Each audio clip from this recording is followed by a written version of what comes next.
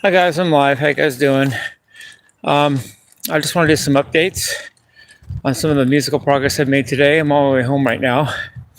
Um, I made several progresses. Of course, my haters probably think I make no progress, or worse, I make regress. Well, whatever. Um, First progress is I finally consider myself not just a guitar player, but also a singer. I consider myself a singer. I'm not saying a good one, but for lack of having a singer, I thought I just started singing myself, and without really considering myself to be a singer for a long time doing it. Long time meaning a few years. But I finally consider myself a singer, so that's cool. That's a step towards actually considering myself an artist, which is probably similar, but not exactly the same. But anyway, that's one progress I made today. Another progress is I made progress in visualizing the 12 minor keys and all 12 keys. I know it's you can academically know that that's the case, that there's 12 harmonic minor scales, and they start on any one of the 12 notes of the chromatic scale. But just knowing that as a fact is different from being able to visualize it all and see it all on the fretboard and all that. So I made progress toward that. And then another thing I made progress in I wasn't expecting is I have mastered the 7 3-note per string positions of the major scale. It only took about 20 years. Since about 20 years ago, I stopped just thinking of the 2 notes per string pentatonic patterns and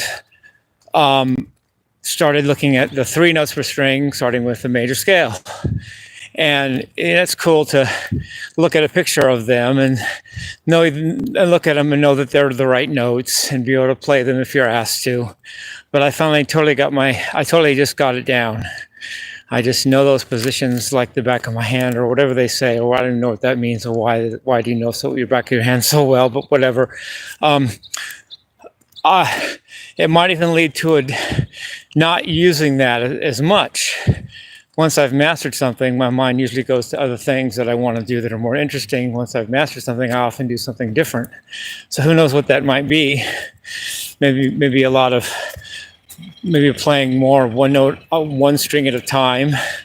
Maybe play more 4-note per string patterns, playing in fifths as opposed to positionally as a guitar's tuned in fourths with the major third, or whatever. I don't know. Maybe not even playing major scales as much. Maybe playing more of a arpeggiated approach, because that's interesting. Because I went to a Greg Howe clinic, as I've said, in 2015. So like 10 years ago, I went to a Greg Howe clinic at a Guitar Center, and he said that he used to think of the neck position, think of the neck in terms of 3-note per string patterns. But at the time of the clinic, he lately thinks of it in terms of arpeggio patterns. So who knows? That may be my new visualization step. Rather than see the neck in terms of scales and positions and 3 notes per string and all that, I might start seeing it as arpeggiated things. Maybe I'll see a major 7th there, or maybe a minor triad there, and that'll be my new way of visualizing. I don't know, but I just know that I've mastered the 7 3-note position, 7 3-note per string, 7 3 notes per string patterns of the major scale. So that's cool, I think. And anything else that's on my mind? Let me think. Is there anything else? I heard something. There's this David Lee Roth thing playing that's I think it's supposed to humiliate me or embarrass me. Something about me, being emotional about how I feel about David Lee Roth as far as an icon and all that, or whatever anybody wants to think of it. I'm good with all that. Whatever, make fun of me. That's fine. I meant it at the time, and I meant what I said at the time, and it came out the way it did, and fine. Publicize it, run it around the world. I don't care. Fine with me. And as far as someone else getting the gig, that's fine, dude. I probably never had the chance at the gig. I never got the gig, so I haven't lost anything. I don't care. I'm not even sure I really want to go around the world with David Roth, or around the country, or wherever he's going.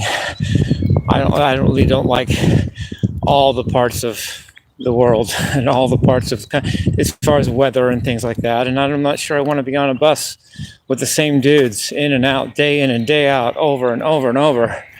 All it takes is one dude in there, not that I don't get along with, to kind of ruin the whole thing. I have a feeling, So there's that. And then there's that having to be subordinate to David Lee Roth. I don't think it's in my nature to do that. So, it would not be in my nature to let him have the center stage all the time, every single night. I wouldn't. At the end of the night, I'd feel like I didn't do it, and it didn't do anything, or I wasn't true to myself, or whatever, or maybe worse, I would be myself, and then get kicked out, or have face his anger. I don't know. He's just an old dude. I don't want to deal with him. So there's that. As far as somebody threatening me for tomorrow, okay, I'm here. Do your thing, whatever. But I've already said that, so nothing new there. What else? Anything else that I haven't thought of? Anything else? I do want to do a second take of Wheel in the Sky by Journey. I think I can do a slightly better version.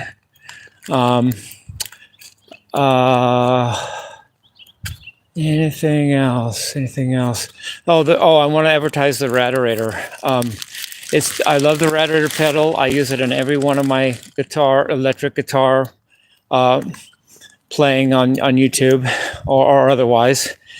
And I'm getting a new version of it soon, a new souped up version that's even better than one I have now. So that's cool. Thank you, Raderator, for making the Raderator and giving me copies of it. So I love the Raderator.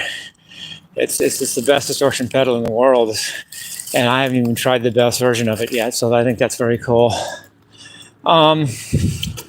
Anything else? Just thinking. Anyway, I love you guys. Peace, love, rock and roll.